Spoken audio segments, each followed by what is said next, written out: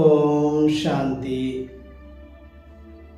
ನಾವೆಲ್ಲ ಆತ್ಮರು ಭ್ರೂ ಮಧ್ಯದಲ್ಲಿ ಸ್ಮೃತಿ ಸ್ವರೂಪರಾಗುತ್ತಾ ನಾವೆಲ್ಲ ಆತ್ಮರ ತಂದೆ ಪರಂಪಿತ ಶಿವಬಾಬರವರನ್ನ ಆಹ್ವಾನಿಸುತ್ತಾ ಪ್ರಜಾಪಿತ ಬ್ರಹ್ಮ ಜಗದಂಬಾ ಸರಸ್ವತಿ ಮಮ್ಮಾರವರನ್ನ ಸ್ಮೃತಿ ಮಾಡುತ್ತಾ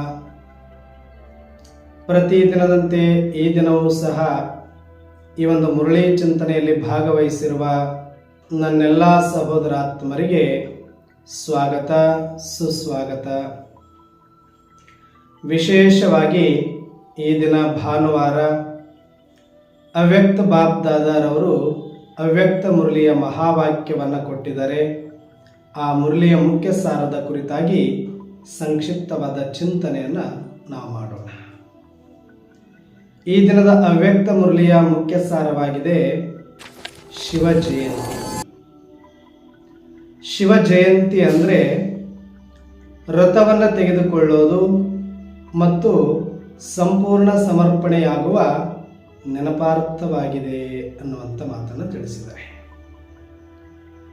ಅಂದರೆ ಶಿವ ಜಯಂತಿ ಅನ್ನೋದು ಲೌಕಿಕ ಮತ್ತು ಪಾರಲೌಕಿಕ ಅರ್ಥಕ್ಕೆ ಬಹಳ ವಿಭಿನ್ನತೆ ಇದೆ ಅನ್ನುವಂಥದ್ದನ್ನು ಬಾಬಾರವರು ಇವತ್ತು ತಿಳಿಸಿದ್ದಾರೆ. ಲೌಕಿಕದಲ್ಲಿ ಶಿವ ಜಯಂತಿ ಅಂದರೆ ಎಲ್ಲ ಒಂದು ಜಾತ್ರೆ, ಉತ್ಸವ, ಹಬ್ಬ ಹರಿದಿನಗಳ ಹಾಗೆ ಇದು ಒಂದು ಹಬ್ಬ. ಇದು ವಿಶೇಷವಾಗಿ ಒಂದು ಶಿವನ ಸ್ಮೃತಿಯನ್ನು ಮಾಡುವಂತಹ ಹಬ್ಬ, ಶಿವನ ಒಂದು ಉತ್ಸವವನ್ನು ಮಾಡುವಂತಹ ಹಬ್ಬ, ಶಿವನನ್ನು ನೆನಪು ಮಾಡುವಂತಹ ಒಂದು ಹಬ್ಬ, ಅಥವಾ ಇಡೀ ಜಾಗರಣೆಯನ್ನು ಮಾಡಿ ಉಪವಾಸವನ್ನು ಮಾಡಿ ಅದರದೇ ಆದಂತಹ ಒಂದು ವ್ರತಗಳನ್ನು ಇಟ್ಟುಕೊಂಡು ಆಚರಣೆ ಮಾಡುವ ಒಂದು ಹಬ್ಬಗಳಲ್ಲಿ ಇದು ಒಂದು ಅಂತ ತಿಳಿದು ಈ ಒಂದು ಶಿವ ಜಯಂತಿಯನ್ನು ಇಲ್ಲಿ ತನಕ ಮಾಡ್ತಾ ಬಂದಿದ್ದಾರೆ. ಆದರೆ ಒಂದು ಕಡೆ ಅದೇ ಲೌಕಿಕದವರು ಅಥವಾ ಭಕ್ತಿ ಮಾರ್ಗದವರು ಹೇಳ್ತಾರೆ ಶಿವ ಅಜನ್ಮ, ಶಿವ ಅಕಾಯ, ಶಿವ ಅಭೋಕ್ತ ಅಂತ, ಅಯೋನಿಜ ಅಂತ. ಯಾರಿಗೆ ಜನನ ಮರಣಗಳಿಲ್ಲವೋ, ಯಾರಿಗೆ ಶರೀರವಿಲ್ಲವೋ, ಯಾರು ಹುಟ್ಟು ಸಾವುಗಳಲ್ಲಿ ಬರುವುದಿಲ್ಲವೋ ಅವರಿಗೆ ಶಿವ ಅಂತ ಕರೀತಾರೆ ಅಂತ ವೇದ ಶಾಸ್ತ್ರ ಪುರಾಣಗಳೆಲ್ಲವೂ ಕೂಡ ಹೇಳಿದ್ರು ಕೂಡ ಮತ್ತೆ ಶಿವ ಜಯಂತಿಯನ್ನು ಆಚರಣೆ ಮಾಡುವಾಗ ಯಾರೊಬ್ಬರು ಕೂಡ ಪ್ರಶ್ನೆ ಮಾಡೋದಿಲ್ಲ ಯಾಕೆ ಶಿವನಿಗೆ ಜಯಂತಿ ಮಾಡಬೇಕು, ಯಾಕೆ ಶಿವನಿಗೆ ಹುಟ್ಟು ಸಾವುಗಳಿಲ್ಲದ ಆತನ ಜಯಂತಿ ಯಾಕೆ ಅನ್ನುವಂಥ ಪ್ರಶ್ನೆ ಮಾಡುವ ಧೈರ್ಯವನ್ನ ಯಾರೊಬ್ಬರು ಕೂಡ ತೋರಿಸೋದಿಲ್ಲ. ಇದೇ ಭಕ್ತಿ ಮಾರ್ಗದ ವಿಪರ್ಯಾಸ. ಭಕ್ತಿ ಮಾರ್ಗ ಅಂದ್ರೆ ಭಾವನೆಗಳ ಬಂಡಲ್ ಅಷ್ಟೇ. ಅದು ಎಲ್ಲ ಭಾವನೆಗಳಿಂದ ತುಂಬಿಕೊಂಡಿರುತ್ತೆ. ತಮಗೆ ಹೆಂಗ ಬೇಕೋ ಹಂಗೆ ಭಾವನೆಗಳನ್ನು ವ್ಯಕ್ತಪಡಿಸ್ಕೊಂಡು ತಮಗೆ ಬೇಕಾದಾಗ ನಿರಾಕಾರ ಮಾಡ್ತಾರೆ, ತಮಗೆ ಬೇಕಾದಾಗ ಸೂಕ್ಷ್ಮ ಮಾಡ್ತಾರೆ, ತಮಗೆ ಬೇಕಾದಾಗ ಸ್ಥೂಲ ಮಾಡ್ತಾರೆ, ತಮಗೆ ಬೇಕಾದಾಗ ದೊಡ್ಡವರನ್ನಾಗಿ ಮಾಡಿಕೊಳ್ತಾರೆ, ತಮಗೆ ಬೇಕಾದಾಗ ಸಣ್ಣವರನ್ನಾಗಿ ಮಾಡಿಬಿಡ್ತಾರೆ. ಅಂದ್ರೆ ಬರೀ ಭಾವನೆಗಳಲ್ಲಿ ಒಂದಷ್ಟು ಭಗವಂತನ ಕುರಿತಾದ ಮಹಿಮೆ, ಒಂದು ಗುಣಗಳನ್ನು ಗುಣಗಾನ ಮಾಡೋದನ್ನ ರೂಢಿ ಸಂಪ್ರದಾಯಗಳ ಮುಖಾಂತರ ಮಾಡ್ತಾ ಬಂದಿದ್ದಾರೆ. ಆದರೆ ವಿಶೇಷವಾಗಿ ಬಾಬಾರವರು ಶಿವ ಜಯಂತಿ ಅಂದರೆ ಯಥಾರ್ಥವನ್ನು ತಿಳಿಸುವ ಪ್ರಯತ್ನ ಮಾಡಿದ್ದಾರೆ. ಯಾರನ್ನ ಇಲ್ಲಿಯ ತನಕ ನೀವು ಅಜನ್ಮ, ಅಕಾಯ, ಅಭೋಕ್ತ, ಅಯೋನಿಜ ಅಂತ ಕರೆದ್ರಿ, ಯಾರನ್ನ ಬಿಂದು, ಜ್ಯೋತಿ ಸ್ವರೂಪ, ಜ್ಯೋತಿರ್ಬಿಂದು, ಜ್ಯೋತಿರ್ಲಿಂಗ ಅಂತ ಕರೆದ್ರಿ, ಆ ನಿರಾಕಾರ ಶಿವ ನಾನೇ ಆಗಿದ್ದೇನೆ. ನಾನು ಈ ಸೃಷ್ಟಿಯಲ್ಲಿ ಪ್ರತಿ 5,000 ವರ್ಷಗಳಿಗೊಮ್ಮೆ ಸಂಗಮ ಯುಗದಲ್ಲಿ ಪ್ರಜಾಪಿತ ಬ್ರಹ್ಮನ ಶರೀರದಲ್ಲಿ ಪರಕಾಯ ಪ್ರವೇಶ ಮಾಡ್ತೇನೆ. ಹಾಗಂತ ನಾನು ಹುಟ್ಟೋದಿಲ್ಲ, ತಾಯಿಯ ಗರ್ಭದಲ್ಲಿ ಜನಿಸೋದಿಲ್ಲ, ಅಯೋನಿಜ ನಾನು. ಹಾಗಂತ ಶರೀರದಲ್ಲಿ ನಾನು ಪರ್ಮನೆಂಟ್ ಆಗಿ ಉಳ್ಕೊಳ್ಳೋದಿಲ್ಲ, ಅಕಾಯ ನಾನು, ಅಶರೀರಿ ನಾನು. ಹಾಗಂತ ನಾನು ಶರೀರದಲ್ಲಿ ಬಂದ ಮಾತ್ರಕ್ಕೆ ಎಲ್ಲವನ್ನ ಭೋಗಿಸ್ತೇನೆ ಅಂತನೂ ಅಲ್ಲ, ಅದಕ್ಕೆ ಅಭೋಕ್ತ ನಾನು. ಒಂದು ಶರೀರವನ್ನ ಸೇವಾರ್ಥವಾಗಿ ಬಳಸ್ಕೊಂಡು ಯಾವಾಗ ಬೇಕಾದರೂ ಪರಕಾಯ ಪ್ರವೇಶ ಮಾಡಿ ಯಾವಾಗ ಸೇವೆ ಮುಗಿಯುತ್ತೋ ಆವಾಗ ಹೊರಗಡೆ ಹೋಗುವಂತಹ ಏಕೈಕ ಪಾತ್ರಧಾರಿ ನಾನು ಪರಮಾತ್ಮ ಆಗಿರುವುದರಿಂದ ನನಗೆ ಎಲ್ಲ ಮಹಿಮೆಗಳು ಕೂಡ ಅನ್ವಯವಾಗುತ್ತೆ. ನನ್ನ ಜನ್ಮನೂ ಹೌದು, ಅಕಾಯನೂ ಹೌದು, ಅಭೋಕ್ತನೂ ಹೌದು, ಅಯೋನಿಜನೂ ಹೌದು. ಆದರೆ ಹಾಗಲ್ಲ, ನಾನು ಯಾವತ್ತೂ ಕೂಡ ಈ ಸೃಷ್ಟಿಯಲ್ಲಿ ಬರೋದೇ ಇಲ್ಲ, ನನ್ನ ಕರ್ತವ್ಯವನ್ನು ಮಾಡೋದಿಲ್ಲ ಅಂತ ಅದರ ಅರ್ಥ ಅಲ್ಲ. ಬಲೆ ನಾನು ನಿರಾಕಾರ ಆಗಿದ್ರೂ ಕೂಡ ಈ ಸೃಷ್ಟಿಕರ್ತ ಅನ್ನುವ ಬಿರುದು ನನ್ನದೇನಿದೆ, ಸೃಷ್ಟಿಯನ್ನು ಕಾಯುವಾತ, ಏನೆಲ್ಲ ಕಲ್ಯಾಣಕಾರಿ, ಮಂಗಳಕಾರಿ, ಶುಭಕಾರಿ ಅಂತ ಪರಮಾತ್ಮನ ಹಾಡಿ ಮಹಿಮೆ ಮಾಡ್ತಾರೆ ಅಂದ ಮೇಲೆ, ನಾನು ಈ ಸೃಷ್ಟಿಯಲ್ಲಿ ಯಾವಾಗ ಆಪತ್ತು ಬಂದಿರುತ್ತೆ, ಯಾವಾಗ ವಿನಾಶ ಸಂಭವಿಸುತ್ತೆ, ಅದಕ್ಕಿಂತ ಮುಂಚಿನ ಸಮಯದಲ್ಲಿ ನಾನು ಬಂದು ಜಗತ್ತಿನ ಸರ್ವ ಆತ್ಮರ ಕುರಿತಾಗಿ ಸಮಯದ ಸೂಚನೆಯನ್ನು ಕೊಟ್ಟು ಅವರ ಆತ್ಮ ಕಲ್ಯಾಣವನ್ನು ಮಾಡಿದ್ದೇನೆ ಮತ್ತು ಅವರಿಗೆ ಮುಕ್ತಿ ಜೀವನ್ಮುಕ್ತಿಯನ್ನು ಕೊಟ್ಟಿದ್ದೇನೆ. ಈ ಕರ್ಮವನ್ನು ಮಾಡಿರುವುದಕ್ಕಾಗಿಯೇ ನನಗೆ ಈ ಕರ್ಮಕ್ಷೇತ್ರದಲ್ಲಿ ಮುಕ್ತೇಶ್ವರ, ಜ್ಞಾನೇಶ್ವರ, ಯೋಗೇಶ್ವರ, ವಿಶ್ವೇಶ್ವರ, ಇನ್ನೂ ಅನೇಕ ಮುಂತಾದ ಬಿರುದುಗಳು ಕೂಡ ನನ್ನದಾಗಿದೆ. ಎಲ್ಲಿ ಕರ್ಮವಿಲ್ಲವೋ ಅಲ್ಲಿ ಮಹಿಮೆ ಇರಲು ಸಾಧ್ಯವಿಲ್ಲ. ಹಾಗಾಗಿ ನಾನು ಬಲೆ ನಿರಾಕಾರನಾಗಿದ್ದರೂ ಕೂಡ, ಕರ್ಮ ಅತೀತನಾಗಿದ್ದರೂ ಸಹ ನಾನು ಕರ್ಮ ಕ್ಷೇತ್ರದಲ್ಲಿ ಬಂದು ನನ್ನ ಪಾತ್ರವನ್ನು ನಾನು ನಿಭಾಯಿಸುತ್ತೇನೆ. ಹಾಗಾಗಿಯೇ ನನಗೆ ಇಷ್ಟೊಂದು ಗುಡಿಗುಂಡಾರಗಳು, ಮಂದಿರಗಳು, ಮಸ್ಜಿದುಗಳು, ಚರ್ಚುಗಳು, ಪೂಜಾ ಕೈಂಕರ್ಯಗಳು, ವ್ರತ ನಿಯಮಗಳು, ಎಲ್ಲ ರೀತಿಯ ಜಪ ತಪ ಧ್ಯಾನ ಯಜ್ಞಗಳು ಕೂಡ ನನ್ನ ಹೆಸರಲ್ಲಿ ನಡೀತಾ ಇದೆ.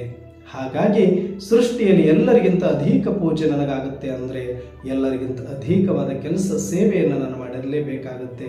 ಅಂಥ ಒಂದು ಸಮಯ ಈಗ ಮತ್ತೆ ಮರುಕಳಿಸಿದೆ. ಈ ಒಂದು ಸಂಗಮ ಯುಗದಲ್ಲಿ ಸ್ವಯಂ ಪರಂಪಿತ ಪರಮಾತ್ಮ ನಾನು ನಿರಾಕಾರನಾಗಿದ್ದರೂ ಪ್ರಜಾಪಿತ ಬ್ರಹ್ಮನ ಶರೀರದಲ್ಲಿ ಪರಕಾಯ ಪ್ರವೇಶ ಮಾಡಿ ಸೃಷ್ಟಿಯಲ್ಲಿರುವ ಸರ್ವಧರ್ಮದ ಆತ್ಮರಿಗೂ ಆತ್ಮಜ್ಞಾನವನ್ನು ಕೊಟ್ಟು ಪರಮಧಾಮದ ಸ್ಮೃತಿಯನ್ನು ತರಿಸಿ ಮುಕ್ತಿ ಜೀವನ್ಮುಕ್ತಿಯನ್ನು ಕೊಡುವಂತಹ ಪಾತ್ರವನ್ನು ಈ ಒಂದು ಈಶ್ವರೀಯ ವಿಶ್ವವಿದ್ಯಾಲಯದ ಮುಖಾಂತರ ಮಾಡಲಿಕ್ಕೆ ಈ ವಿಶ್ವವಿದ್ಯಾಲಯವನ್ನು ಸ್ಥಾಪಿಸಿದ್ದೇನೆ. ಈ ಮುಖೇನ ಅನೇಕ ಆತ್ಮರ ನಿಮಿತ್ತದಿಂದ ಈ ಯಜ್ಞವನ್ನು ಸಂಭಾಲನೆ ಮಾಡಿ ತಮ್ಮೆಲ್ಲ ಆತ್ಮರ ಪಾಲನೆಗೆ ಪೋಷಣೆಯ ಸದಾಕಾಲ ನಾನು ಈ ಸಂಗಮಯುಗ ಪೂರ್ತಿ ಸೇವೆಗೈತೇನೆ ಅನ್ನುವಂಥ ಮಾತನ್ನು ತಿಳಿಸಿದ್ದಾರೆ. ಆ ಕಾರಣಕ್ಕಾಗಿಯೇ ಇದರ ನೆನಪಾರ್ಥವಾಗಿ ಸೃಷ್ಟಿಯಲ್ಲಿ ಭಕ್ತರು ನನ್ನ ಮಹಿಮೆಯನ್ನು, ನನ್ನ ಗುಣಗಾನವನ್ನು, ನನ್ನ ಭಜನೆಯನ್ನು, ನನ್ನ ಜಪ ತಪವನ್ನು ಅನೇಕ ವ್ರತ ಉಪವಾಸಗಳಿಂದ ಜಾಗರಣೆಗಳಿಂದ ಆಚರಣೆ ಮಾಡಿ ಸಂಭ್ರಮ ಪಡ್ತಾರೆ. ಆದರೆ ಶಿವ ಜಯಂತಿ ಅಂದರೆ ಎಲ್ಲ ಹಬ್ಬಗಳಲ್ಲಿ ಇದು ಒಂದು ಸುಮ್ಮನೆ ಸಾಮಾನ್ಯವಾದ ಹಬ್ಬ ಅಲ್ಲ. ಎಲ್ಲ ಸಂಪ್ರದಾಯಗಳಂತೆ ಇದು ಒಂದು ಸಂಪ್ರದಾಯ ಅಲ್ಲ. ಇದು ಸಂಸ್ಕಾರ ಪರಿವರ್ತನೆಯ ಹಬ್ಬ ಆಗಬೇಕಾಗಿದೆ. ಸಂಪ್ರದಾಯದ ಹಬ್ಬಗಳು ಭಕ್ತಿ ಮಾರ್ಗದಲ್ಲಿ ನಡೆದರೆ ಜ್ಞಾನ ಮಾರ್ಗದಲ್ಲಿ ಸಂಸ್ಕಾರ ಪರಿವರ್ತನೆ ಆಗುವಂಥ ವಿಶೇಷ ಒಂದು ಶಿವ ಜಯಂತಿಯ ಅರ್ಥಪೂರ್ಣ ಆಚರಣೆ ಆಗಬೇಕಾಗಿದೆ ಅನ್ನೋ ಕಾರಣಕ್ಕಾಗಿಯೇ ಇವತ್ತು ಈ ಒಂದು ಶಿವ ಜಯಂತಿಯ ಕುರಿತಾಗಿ ತಮ್ಮೆಲ್ಲರಿಗೆ ಒಂದು ವಿಶೇಷವಾದ ಅರ್ಥವನ್ನು ನಾನು ಕೊಡಲಿಕ್ಕೆ ಬಂದಿದ್ದೇನೆ. ಅದು ಯಾವುದು ಅಂದರೆ, ಶಿವ ಜಯಂತಿ ಅಂದರೆ ಇದು ನೀವೆಲ್ಲರ ಆತ್ಮ ಕಲ್ಯಾಣಕ್ಕಾಗಿ ಮಾಡುವಂತಹ ಜಯಂತಿಯಾಗಿದೆ. ಇದು ನಿಮ್ಮೆಲ್ಲರ ಮುಕ್ತಿ ಜೀವನ್ಮುಕ್ತಿಯ ಜಯಂತಿಯಾಗಿದೆ. ಇದು ಸೃಷ್ಟಿಯ ಮಹಾಪರಿವರ್ತನೆಯ ಜಯಂತಿಯಾಗಿದೆ. ಇದು ಒಂದು ಪವಿತ್ರತೆಯ ಪರಿವರ್ತನೆಯ ಜಯಂತಿಯಾಗಿದೆ. ಇದು ಪತೀತ ಪಾವನ ಜಯಂತಿಯಾಗಿದೆ. ಇದು ದುಃಖಹರ್ತ ಸುಖಕರ್ತನ ಜಯಂತಿಯಾಗಿದೆ. ಹಾಗಾಗಿ ಇದು ಭಗವದ್ಗೀತೆಯ ಜಯಂತಿಯೂ ಹೌದು, ಸರ್ವಾತ್ಮರ ಜಯಂತಿಯೂ ಹೌದು, ಪರಮಾತ್ಮನ ಜಯಂತಿಯೂ ಹೌದು. ಹಾಗಾಗಿ ಇದನ್ನು ಗೀತಾ ಜಯಂತಿ, ಶಿವ ಜಯಂತಿ ಅಂತಲೂ ಕೂಡ ಆಚರಣೆ ಮಾಡ್ತಾರೆ.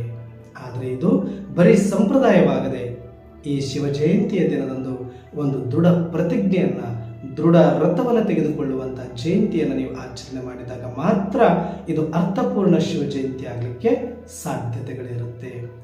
ಏನು ವ್ರತವನ್ನು ತಗೊಳ್ಬೇಕು ಏನಂದರೆ, ಯಾವ ಒಂದು ಸೃಷ್ಟಿಯ ಅಂತಿಮ ಸಮಯದಲ್ಲಿ ಸ್ವಯಂ ಪರಮಾತ್ಮ ಬಂದು ಯಾವ ಒಂದು ಶ್ರೀಮತವನ್ನು ಕೊಡ್ತಾರೆ, ಆ ಶ್ರೀಮತದ ಅನುಸಾರ ನನ್ನ ಜೀವನವನ್ನು ಇಟ್ಟುಕೊಂಡು ನಾನು ಪತೀತನಿಂದ ಪಾವನ ಆಗ್ತೇನೆ, ನಾನು ಮುಕ್ತಿ ಜೀವನ್ಮುಕ್ತಿಯನ್ನು ಅನುಭವ ಮಾಡುತ್ತೇನೆ, ನಾನು ಕರ್ಮಕ್ಷೇತ್ರದಲ್ಲಿದ್ದು ಕರ್ಮ ಅತೀತನಾಗ್ತೇನೆ, ಪಾತ್ರದಲ್ಲಿ ಬರುವ ಎಲ್ಲ ಒಂದು ಪರಿಸ್ಥಿತಿಗಳನ್ನು ಸಾಕ್ಷಿಯಾಗಿ ಎದುರಿಸಿ ಧೈರ್ಯದಿಂದ ನಾನು ಸಾಧನೆಯ ಮೆಟ್ಟಿಲುಗಳನ್ನು ಏರಿ ಅತೀಂದ್ರಿಯ ಸುಖವನ್ನು ಅನುಭವ ಮಾಡಿಯೇ ತೀರ್ತೇನೆ ಅನ್ನುವಂಥ ದೃಢ ವ್ರತವನ್ನು ತೆಗೆದುಕೊಳ್ಳುವಂತಹ ದಿನ ಈ ಶಿವ ಜಯಂತಿ ದಿನ.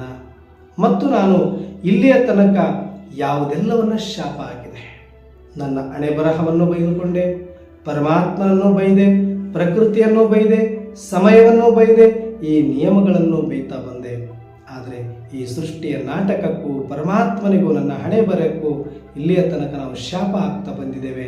ಆದರೆ ಇವತ್ತು ನಾವು ವ್ರತ ತೆಗೆದುಕೊಳ್ಳಬೇಕಾಗಿದೆ. ಇಲ್ಲ, ಇಲ್ಲಿ ನಡೆಯುವುದೆಲ್ಲವೂ ಕೂಡ ಅರ್ಥಪೂರ್ಣವಾಗಿದೆ.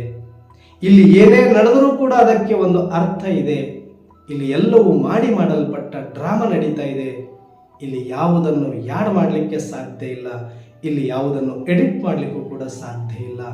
ಈ ಒಂದು ಸೃಷ್ಟಿಯ ನಾಟಕದ ಕುರಿತಾಗಿ ಸ್ವಯಂ ಪರಮಾತ್ಮ ತಿಳಿಸಿರುವಂತೆ ನಾಟಕ ಎಕ್ಯುರೇಟ್ ಆಗಿದೆ, ನಾಟಕ ಪರ್ಫೆಕ್ಟ್ ಆಗಿದೆ, ನಾಟಕ ಹೂಬಹು ಆಗಿದೆ, ನಾಟಕ ಕಲ್ಯಾಣಕಾರಿಯಾಗಿದೆ ಎನ್ನುವಂಥ ಮಹಾಮಂತ್ರವನ್ನು ಏನು ನಾಟಕದ ಕುರಿತಾಗಿ ಹೇಳಿದರೆ, ಆ ಸೃಷ್ಟಿ ನಾಟಕಕ್ಕೆ ಯಾವಾಗ ನಾವು ಗೌರವ ಕೊಡ್ತೇವೆಯೋ, ಆ ಬರುವಂಥ ಎಲ್ಲ ಪಾತ್ರದ ಸನ್ನಿವೇಶದ ಪರಿಸ್ಥಿತಿಗಳನ್ನು ಸಾಕ್ಷ್ಯಗೆ ಸ್ವೀಕಾರ ಮಾಡ್ತೇವೆಯೋ, ಆಗ ನಿಜವಾಗಿಯೂ ಕೂಡ ನಾವು ಈ ಒಂದು ಜ್ಞಾನಕ್ಕಾಗಲಿ ಪರಮಾತ್ಮನಿಗಾಗಲಿ ಗೌರವವನ್ನು ಕೊಟ್ಟಂತಾಗತ್ತೆ. ಇಂಥ ಒಂದು ಶ್ರೇಷ್ಠ ವ್ರತವನ್ನು ತೆಗೆದುಕೊಳ್ಳಬೇಕು. ಇನ್ನು ಮುಂದೆ ಯಾವುದೇ ಕಾರಣಕ್ಕೂ ನಾನು ನನ್ನ ಕಣ್ಣಲ್ಲಿ ಕಣ್ಣೀರನ್ನು ಬರಲು ಬಿಡುವುದಿಲ್ಲ. ಯಾವಾಗ ಕಣ್ಣೀರು ಬರುತ್ತೆ? ದುಃಖ ಆದಾಗ. ದುಃಖ ಯಾವಾಗ ಆಗುತ್ತೆ? ಯಾವುದೋ ಒಂದು ಅಸಂಭವ ನಡೆದಾಗ, ನನಗೆ ಇಷ್ಟ ಇಲ್ಲದ ಯಾವುದೋ ಒಂದು ಪರಿಸ್ಥಿತಿ ನಡೆದಾಗ, ಸಂದರ್ಭ ಬಂದಾಗ, ಅವಮಾನ ಆದಾಗ, ನಷ್ಟ ಆದಾಗ, ರೋಗ ಆದಾಗ, ಏನೆಲ್ಲ ರೀತಿಯಲ್ಲಿ ಒಂದಷ್ಟು ತೊಂದರೆಗೆ ಒಳಪಟ್ಟಾಗ, ಅದು ಸಾಮಾಜಿಕವಾಗಿ, ಆರ್ಥಿಕವಾಗಿ, ಸಂಬಂಧಿಕವಾಗಿ, ವೈಯಕ್ತಿಕವಾಗಿ ಯಾವುದೇ ರೂಪದಲ್ಲಿ ನಮಗೆ ಒಂದಷ್ಟು ಕಷ್ಟ ಅಂದಾಗ ಕಣ್ಣೀರು ತಾನಾಗಿಯೇ ಬರುತ್ತೆ. ಆದರೆ ಈಗ ಈ ಶಿವ ಜಯಂತಿ ದಿನ ನಾವು ವ್ರತವನ್ನು ತೆಗೆದುಕೊಳ್ಳೋಣ. ಇನ್ನು ಯಾವುದೇ ಕಾರಣಕ್ಕೂ ನಾನು ಅಳುವ ಅವಶ್ಯಕತೆ ಇಲ್ಲ. ಅಳುವ ದಿನಗಳೆಲ್ಲವೂ ಮುಗಿದಾಯಿತು. ಅಜ್ಞಾನದ ದಿನಗಳೆಲ್ಲವೂ ಮುಗಿದಾಯಿತು. ಅಜ್ಞಾನದ ಕತ್ತಲು ಸರಿದು ಈಗ ಬೆಳಕಿಗೆ ಬಂದಾಯಿತು. ಇನ್ನೇನಿದ್ದರೂ ಕೂಡ ಈ ಬೆಳಕಿನ ಯುಗದಲ್ಲಿ, ಬೆಳಕಿನ ಸಂಭ್ರಮದಲ್ಲಿ ಸತ್ಯ ಒಂದು ಅನುಭೂತಿಯನ್ನು ಮಾಡಿಕೊಳ್ಳುವ ಆನಂದದಲ್ಲಿ ಇರಬೇಕೆ ಹೊರತಾಗಿ ಯಾವತ್ತೂ ಕಣ್ಣೀರನ್ನು ಹಾಕುವುದಿಲ್ಲ. ಯಾವತ್ತೂ ಕೂಡ ನಾನು ಬರುವ ಪರಿಸ್ಥಿತಿಗಳನ್ನು ಯಾವುದೇ ಕಾರಣಕ್ಕೂ ಶಾಪ ಹಾಕುವುದಿಲ್ಲ. ಭಗವಂತನನ್ನಾಗಲಿ, ನನ್ನ ಹಣೆಬರಹವನ್ನಾಗಲಿ, ಅಥವಾ ಡ್ರಾಮವನ್ನಾಗಲಿ, ಅಥವಾ ನಿಮಿತ್ತ ಯಾವುದೇ ಪಾತ್ರದ ಆತ್ಮಗಳನ್ನಾಗಲಿ ಆರೋಪಿಸುವುದಿಲ್ಲ. ಏನು ನಡೀತಾ ಇದೆಯೋ ಅದೆಲ್ಲವೂ ಒಳ್ಳೆಯದೇ, ಏನು ನಡೆದಿದೆಯೋ ಅದು ಒಳ್ಳೆಯದೇ, ಮುಂದೆ ಏನು ನಡೆಯೋದಿದೆಯೋ ಅದು ಒಳ್ಳೆಯದೇ ಎನ್ನುವಂತಹ ಶುಭ ಭಾವನೆಯೊಂದಿಗೆ ಸತ್ಯ ದೃಷ್ಟಿಯನ್ನು ಅರಿತುಕೊಂಡು ಯಾವಾಗ ನಾವು ಈ ನಾಟಕಕ್ಕೆ ಗೌರವವನ್ನು ಕೊಡ್ತೇವೆ, ಆಗ ನಮ್ಮಲ್ಲಿ ಕಣ್ಣೀರು ಬರಲಿಕ್ಕೆ ಸಾಧ್ಯ ಇಲ್ಲ. ಇವತ್ತು ನಾವು ವ್ರತ ಮಾಡಿಕೊಳ್ಳೋಣ. ಇನ್ನು ಯಾವುದೇ ಕಾರಣಕ್ಕೂ ಕಷ್ಟಕ್ಕಾಗಿ, ದುಃಖಕ್ಕಾಗಿ ಕಣ್ಣೀರನ್ನು ಹಾಕುವವರಲ್ಲ. ಅದು ಏನಾದರೂ ಕಣ್ಣಿಂದ ನೀರು ಸುರಿದ್ರೆ ಅದು ಆನಂದ ಬಾಷ್ಪಗಳಾಗಿರಬೇಕೇ ಹೊರತಾಗಿ ಮತ್ತೆ ಯಾವುದು ಕೂಡ ಕಷ್ಟ ದುಃಖದ ಛಾಯೆಯೂ ಕೂಡ ನಮ್ಮಲ್ಲಿ ಮೂಡಬಾರದು. ಅದನ್ನು ನಾವು ದೃಢ ಪ್ರತಿಜ್ಞೆಯಾಗಿ ತೆಗೆದುಕೊಳ್ಳುವುದು ನಿಜವಾದ ಶಿವ ಜಯಂತಿ. ನೀವು ಶಿವ ಜಯಂತಿಯನ್ನು ಆಚರಣೆ ಮಾಡೋದಿದ್ರೆ ಮಕ್ಕಳೇ, ಇದೇ ಥರ ವ್ರತವನ್ನು ತೆಗೆದುಕೊಳ್ಳಿ. ನಾನು ಕಣ್ಣೀರನ್ನು ಹಾಕುವುದಿಲ್ಲ, ಹಣೆಬರಹವನ್ನು ಶಪಿಸೋದಿಲ್ಲ, ಯಾರನ್ನು ದೂಷಿಸೋದಿಲ್ಲ. ನಾಟಕವು ಕಲ್ಯಾಣಕಾರಿ ಎನ್ನುವ ಭಾವದಲ್ಲಿ ನಾನಿದ್ದು ಎಲ್ಲವನ್ನೂ ಗೆಲ್ತೇನೆ ಅನ್ನುವಂತಹ ಧೈರ್ಯ ಸಾಹಸವನ್ನಿಟ್ಟುಕೊಂಡು ಈ ದೃಢ ಸಂಕಲ್ಪವನ್ನು ಮಾಡುವುದೇ ಅರ್ಥಪೂರ್ಣ ಶಿವಜಯಂತಿ ಅನ್ನೋದನ್ನು ಇವತ್ತು ಬಾಬರವರು ತಿಳಿಸಿದ್ದಾರೆ. ಜೊತೆಗೆ ಸಂಪೂರ್ಣ ಸಮರ್ಪಣೆಯ ನೆನಪಾರ್ಥದ ದಿನ ಅಂತ. ಯಾವಾಗ ಪರಮಾತ್ಮ ಈ ಧರೆಯಲ್ಲಿ ಅವತರಣೆಯಾದರೂ ಆಗಲೇ ನಾವು ಮಕ್ಕಳ ಕಲ್ಯಾಣದ ಸಂಕಲ್ಪವನ್ನು ಪರಮಾತ್ಮ ಮಾಡಿದ್ದಾರೆ. ಈಗ ನಾವು ಪರಮಾತ್ಮ ಬಂದು ಆ ಸತ್ಯವನ್ನು ಕೊಟ್ಟಾದ ಮೇಲೆ ನಾವು ದೃಢ ಪ್ರತಿಜ್ಞೆಯನ್ನು ಮಾಡಿ ಭಗವಂತನಿಗೆ ಸಮರ್ಪಣೆ ಆಗಬೇಕಾಗಿದೆ. ಒಬ್ಬ ರೈತ ಹೇಗೆ ತನ್ನ ಭೂಮಿಯರಿಗೆ ತಾನು ಸಮರ್ಪಣೆ ಆಗಿರ್ತಾನೋ, ಒಬ್ಬ ವ್ಯಾಪಾರಿ ತನ್ನ ಉದ್ಯೋಗಕ್ಕೆ ಸಮರ್ಪಣೆಯಾಗಿರ್ತಾನೆಯೋ ವ್ಯಾಪಾರಕ್ಕೆ, ಒಬ್ಬ ಉದ್ಯೋಗಿ ತನ್ನ ಉದ್ಯೋಗಕ್ಕೆ ಸಮರ್ಪಣೆ ಮಾಡಿಕೊಂಡಿರ್ತಾನೆ. ಹೇಗೆ ಸತಿ ಅಥವಾ ಪತಿ ತನ್ನ ಸತಿಪತಿಗೆ ಸಮರ್ಪಣೆ ಮಾಡಿಕೊಂಡಿರ್ತಾರೆ, ಮಕ್ಕಳಿಗೆ, ಸಂಸಾರಕ್ಕೆ, ಕುಟುಂಬಕ್ಕೆ ಸಮರ್ಪಣೆ ಮಾಡಿಕೊಂಡಿರ್ತಾರೆ, ಒಬ್ಬ ಪೂಜಾರಿ ಭಗವಂತನ ಸೇವೆಗೆ ಹೆಂಗೆ ತಮ್ಮ ಜೀವನವನ್ನು ಸಮರ್ಪಣೆ ಮಾಡಿಕೊಂಡಿರ್ತಾರೆ, ಒಬ್ಬ ಸನ್ಯಾಸಿ ಹೇಗೆ ಒಂದು ಸಾಧನೆಗೆ ಸಮರ್ಪಣೆ ಮಾಡಿಕೊಂಡಿರ್ತಾರೆ, ಒಬ್ಬ ಕ್ರೀಡಾಪಟು ತನ್ನ ಒಂದು ಗುರಿಯನ್ನು ಮುಟ್ಟೋದ್ರ ಕಡೆಗೆ ತನ್ನ ಜೀವನದ ಸಮರ್ಪಣೆಯನ್ನು ಮಾಡಿಕೊಂಡಿರ್ತಾರೆ. ಹಾಗೆಯೇ ಆಧ್ಯಾತ್ಮಿಕ ದೃಷ್ಟಿಯಲ್ಲಿ ಆ ಪರಮಾತ್ಮನ ಒಂದು ಅನುಭೂತಿಯನ್ನು ಮಾಡುವುದು, ಪರಮಾತ್ಮನ ಸಮಾನ ಗುಣಗಳಲ್ಲಿ ಬರುವುದು, ಪರಮಾತ್ಮನಂತೆಯೇ ತನ್ನನ್ನು ತಾನು ಅನುಭವ ಮಾಡುವಂತಹ ಶ್ರೇಷ್ಠ ಒಂದು ದೃಢ ಸಂಕಲ್ಪ ಬಂದಾಗ ನಾವು ಭಗವಂತನಿಗೆ ಸಂಪೂರ್ಣ ಸಮರ್ಪಣೆ ಆಗದ ಹೊರತು ಆ ಸಂಪೂರ್ಣ ಲಾಭವನ್ನು ಪಡೀಲಿಕ್ಕೆ ಸಾಧ್ಯವಿಲ್ಲ. ಹಾಗಾಗಿ ಈ ಶಿವ ಜಯಂತಿಯನ್ನು ನೀವು ಅರ್ಥಪೂರ್ಣವಾಗಿ ಆಚರಿಸೋದೇ ಆಗಿದ್ದರೆ ನೀವು ಇದೇ ಒಂದು ವ್ರತವನ್ನು ಕೈಗೊಳ್ಳಿ. ಏನು ಅಂದರೆ, ನಾನು ಯಾವುದೇ ಕಾರಣಕ್ಕೂ ಈ ಒಂದು ಪರಮಾತ್ಮನ ಬಲಿಹಾರಿತನದಿಂದ ಹಿಂದೆ ಸರಿಯೋದಿಲ್ಲ. ಪರಮಾತ್ಮನಿಗಾಗಿಯೇ, ಈ ಶಿವನ ಸೇವೆಗಾಗಿಯೇ, ಸೇವಾರ್ಥಕ್ಕಾಗಿಯೇ ನನ್ನ ಜೀವನ ಸದಾಕಾಲ ಮುಡಿಪಾಗಿರುತ್ತೆ. ಪರಿಸ್ಥಿತಿ ಏನಾದರೂ ಇರಲಿ, ಪಾತ್ರ ಏನಾದರೂ ಬರಲಿ, ಆದರೆ ನಾನು ಮಾತ್ರ ನನ್ನ ಜೀವದ ಕೊನೆಯ ಉಸಿರಿರುವವರೆಗೂ, ಕೊನೆಯ ಜೀವದ ಕ್ಷಣದವರೆಗೂ ಕೂಡ ನಾನು ಆತ್ಮದ ಸ್ಮೃತಿಯಲ್ಲಿದ್ದು ಪರಮಾತ್ಮ ತಂದೆ ನೆನಪನ್ನು ಮಾಡುತ್ತಾ ಸಾಧ್ಯವಾದಷ್ಟು ಆತ್ಮ ಕಲ್ಯಾಣಕ್ಕಾಗಿಯೇ ನನ್ನ ಜೀವನವನ್ನು, ನಮ್ಮ ಸಮಯವನ್ನು ಮುಡುಪಾಗಿಡುತ್ತೇನೆ ಅನ್ನುವಂಥ ಭಾವದಲ್ಲಿ ಬಂದು ಸಂಪೂರ್ಣವಾಗಿ ಭಗವಂತನಿಗೆ ಅರ್ಪಿಸುವುದು, ಶ್ವಾಸವನ್ನು, ಸಮಯವನ್ನು ಸಂಪೂರ್ಣವಾಗಿ ಅರ್ಪಿಸುವುದೇ ನಿಜವಾದ ಸಮರ್ಪಣೆ. ಈ ರೀತಿಯಾಗಿ ಇವತ್ತು ದೃಢ ಸಂಕಲ್ಪ ಮಾಡಿ ಸಂಪೂರ್ಣ ಸಮರ್ಪಣೆಯಾಗಿದ್ದರೆ, ಮತ್ತು ನಾನು ಯಾವತ್ತೂ ಕೂಡ ಈ ನಾಟಕದಲ್ಲಿ ಯಾರನ್ನು ದೂಷಿಸದೆ, ಕಣ್ಣೀರನ್ನು ಹಾಕದೆ ನಾನು ಸದಾ ಖುಷಿಯಾಗಿರ್ತೇನೆ ಅನ್ನುವಂಥ ವ್ರತವನ್ನು ಮಾಡಿಕೊಳ್ಳುವುದೇ ನಿಜವಾದ ಸಂಪೂರ್ಣ ಸಮರ್ಪಣೆ. ಈ ರೀತಿಯಾಗಿ ನೀವು ದೃಢ ಸಂಕಲ್ಪದ ಮುಖಾಂತರ, ಬಲಿಹಾರಿತನದ ಮುಖಾಂತರ ಆಚರಣೆ ಮಾಡಿ ನಿಮ್ಮ ಜೀವನದಲ್ಲಿ ಪರಿವರ್ತನೆ ತಂದುಕೊಳ್ಳೋದೇ ಆಗಿದ್ದರೆ ಇವತ್ತು ಅದು ಸಾರ್ಥಕ ಶಿವಜಯಂತಿ ಆಗುತ್ತೆ. ಶಿವಜಯಂತಿ ಆಚರಣೆ ಆಗಬೇಕಾಗಿರೋದು ಹೊರಗಡೆ ಅಲ್ಲ, ಒಳಗಡೆ ಶಿವಜಯಂತಿ ಆಗಬೇಕು. ಧ್ವಜಾರೋಹಣ ಆಗಬೇಕಾಗಿರೋದು ಹೊರಗಡೆ ಅಲ್ಲ, ಶಿವಧ್ವಜ ಹಾರಬೇಕಾಗಿರೋದು ನಮ್ಮ ಭ್ರುಕುಟಿಯ ಮಧ್ಯದಲ್ಲಿ. ನಾವೆಲ್ಲರೂ ಆತ್ಮ ಜಾಗೃತಿ ಮಾಡಿಕೊಂಡಾಗಲೇ ಅಲ್ಲಿ ಶಿವಧ್ವಜದ ಪತಾಕೆ ಹಾರಲಿಕ್ಕೆ ಸಾಧ್ಯ ಇದೆ. ಆ ರೀತಿಯಾಗಿ ಹೊರಗಿನ ಶಿವಜಯಂತಿಗಳನ್ನು ಇಲ್ಲಿಯ ತನಕ ನಾವೆಲ್ಲರೂ ಕೂಡ ಮಾಡುತ್ತಾ ಬಂದಿದ್ದೇವೆ. ಆದರೆ ಈಗ ಜ್ಞಾನಯುಕ್ತವಾದ, ಅರ್ಥಪೂರ್ಣವಾದ ಶಿವಜಯಂತಿಯನ್ನು ಭ್ರುಕುಟಿಯ ಮಧ್ಯದಲ್ಲಿ ನರಾತ್ಮ ಜಾಗೃತನಾಗಿ ಸದಾ ಪರಮಾತ್ಮ ತಂದೆಯ ಸ್ಮೃತಿಯ ಬಾವುಟವನ್ನು ಆರಿಸಿಕೊಂಡು ಸರ್ವರಿಗೂ ಆ ಶಿವನ ಒಂದು ನೆನಪಾರ್ಥವನ್ನು ಕೊಡುವ ಮುಖಾಂತರ ಸತ್ಯ ಸೇವೆಯಲ್ಲಿ ಮುಳುಗುವುದೇ ನಿಜವಾದ ಶಿವಜಯಂತಿ.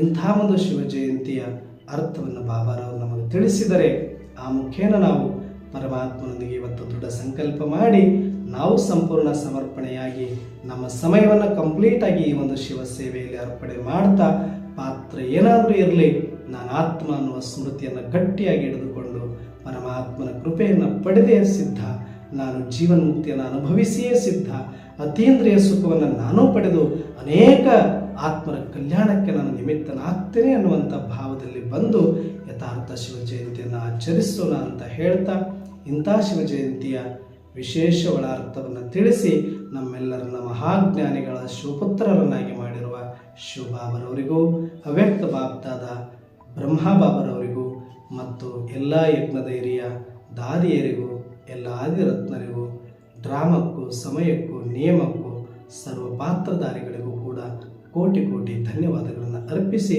ಇವತ್ತಿನ ಈ ಒಂದು ಚಿಂತನೆಯನ್ನು ಮುಕ್ತಾಯ ಮಾಡೋಣ. ಅಚ್ಚಾ.